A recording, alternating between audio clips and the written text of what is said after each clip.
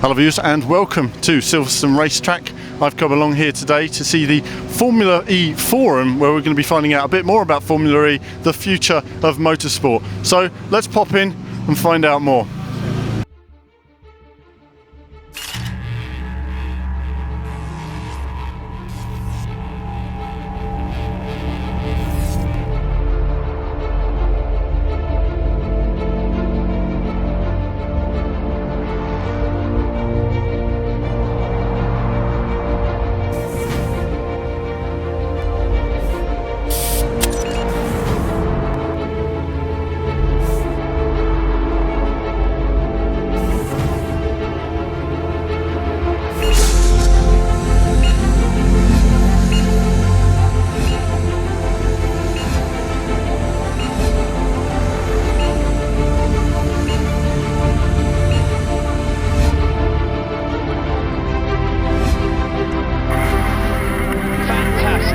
Well done.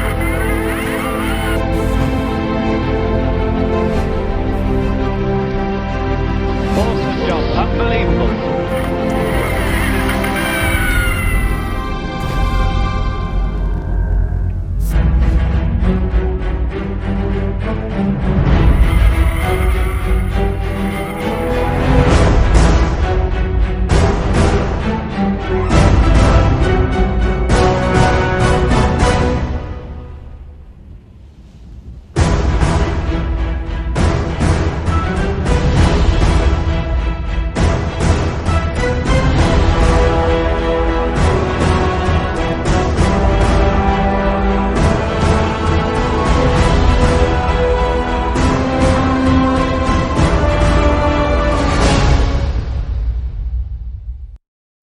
So a very rousing presentation there, certainly looking the part. Before the presentation, the forum, shall I say, was opened up by Louise Goodman, who many of you may know from Formula One, and of course the British Touring Car Championship presentation, and of course opened up by Pierre Filion, the president of the ACO, before Alejandro Agag takes over, and I leave you with his very interesting opening points on Formula E and the future of the sport. The first message I want to give is that the Formula E Championship is an open championship. What do I mean by that? Probably you've heard that the first season there will be a customer car that will be available for everyone. But we want to encourage, and we will encourage, to have a championship with different manufacturers and with different technologies. We want to encourage technology competition, especially on the electric powertrain side. Our championship is not so much a championship focused on the aerodynamic, as you can imagine, but we definitely want to promote the different companies, different constructors, to bring in their powertrains, bring in their batteries to the championship. And the understanding we have, and it's absolutely the will of the promoter, and I think this is the first message, is that we don't want to have a balance of performance in the championship. We want a championship to be an open technology competition.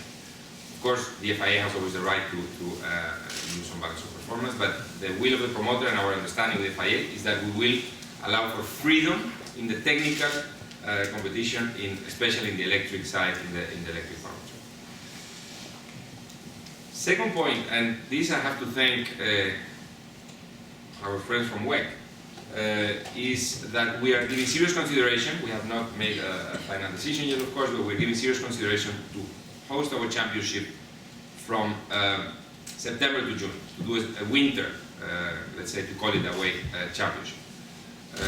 We're giving serious consideration to that. We think there are advantages to that. We think it would put us in a unique position, and it would give us the possibility to attract teams and drivers from a different angle. On top of this, we want to and we will make our best efforts to make our championship compatible in terms of calendar with the World Endurance Championship. We think that doing that will make possible for drivers and for teams to participate in both. We want to make that, or give them that possibility, give them that freedom. Then they're of course free to do it, but we definitely want to do that, and we think that could be a very interesting option, particularly for drivers. And then, going to the point of the drivers, and I finish, this is going to be a very difficult championship to race in. The event will take place in one day. They will start the free practice early in the morning, they will do qualifying in the middle of the day, and they will do the race the same day. And none of the drivers knows none of the tracks. Maybe with one exception that we haven't made yet public. But therefore, it's going to be very difficult. If on top of this, you add tires, and of course we have our partner from Michelin here, that will be tires that are focusing on sustainability, on durability, on autonomy, not so much on grip.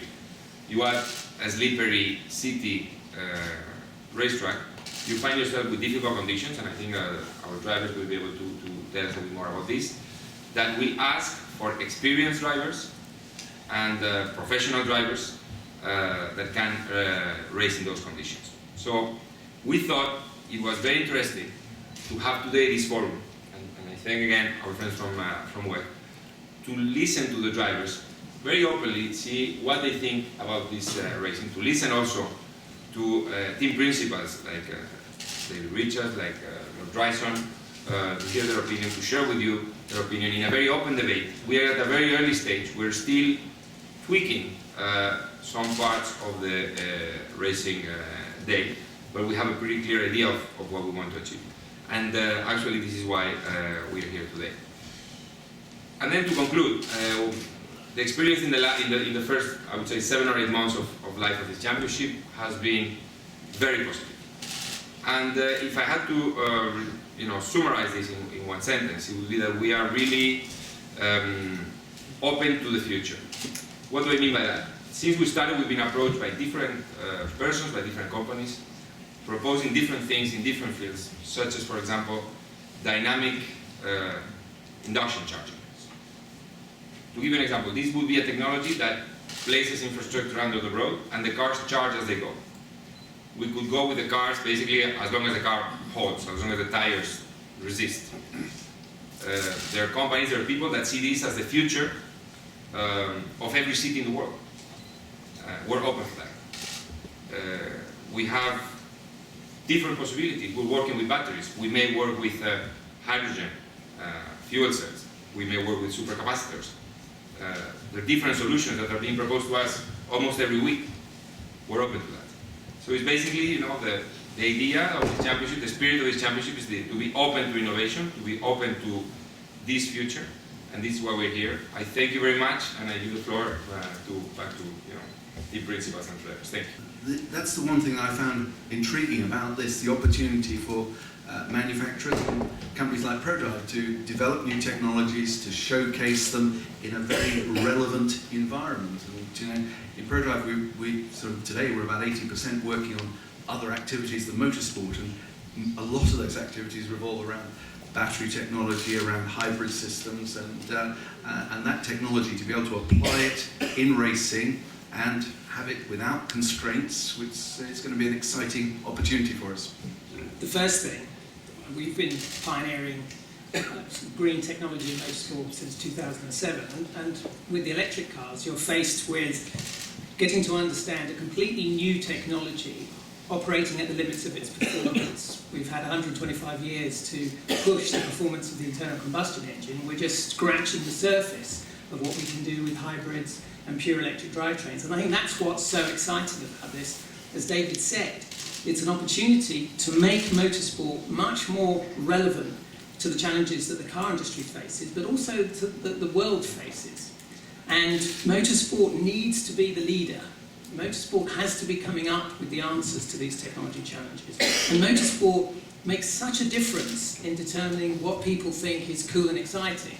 So if motorsport can show that it can use the crucible of competition to develop better batteries, better electric motors, and show through the racing how well they work, they can just change the world's belief in how much we can change our cities, how much we can deal with the challenges of air pollution and climate change that we have at the moment. So I think it's a tremendously exciting time. There's never been a better time to be a motorsport race engineer because of the proliferation of technology that there is now and so much new stuff to learn. and also never been a better time actually to be a team owner or team principal, because this type of racing truly grows the sport. It brings new sponsors, it brings new fans to the sport, and I think particularly with Formula E racing in the heart of the city, but also with the fantastic work that's being done in the World Endurance Challenge with the use of hybrids, it really makes motorsport part of the solution rather than being seen as part of the problem. The first time, I was quite skeptical because I was like, that's an electric car, but after 30 minutes I think I forgot it was electric. So I'm really bullish on the project. I think also the technology is adapted to racing in cities, because the tracks are going to be a bit slower, and we know the problem of the batteries, mainly how long you can run on them. So I think it's a really good choice. I think it's going to attract a lot of people, and you have to live with your time. You know, ecology is important today, so I think it's interesting to go this way. I think this new concept, this new idea is quite challenging for everybody, especially for us, for the drivers. I think it's, the fact that you make races just in a one-day event, it already has its own difficulties, because you make testing in the morning, you have qualifying, and then you have the race. This means you cannot crash. You don't know the track, so every driver is in the same situation. I think that makes it, let's say, more difficult for everyone. And I think the importance of the driver is quite clear. Let's say more than what it is now. Formula One, you don't depend on the engine, because it's the same equality for everyone. It's the same amount of downforce, it's the same car, tires are the same, very low grip, everyone is on the same situation. And I think that's really interesting for me, I think for a lot of drivers over there. We did the same experience in the last few years, and this seems a really interesting project for the future.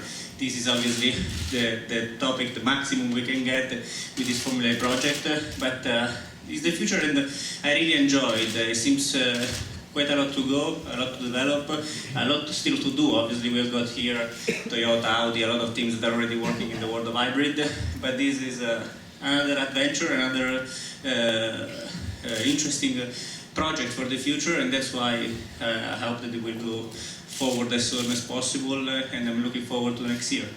There are quite a few considerations on a driver's point of view which will be very interesting. First, that is very impressive, the first thing that you notice is the absence of vibration and noise, of course, in a car. Not when you're running, but when you are standing still at low speed.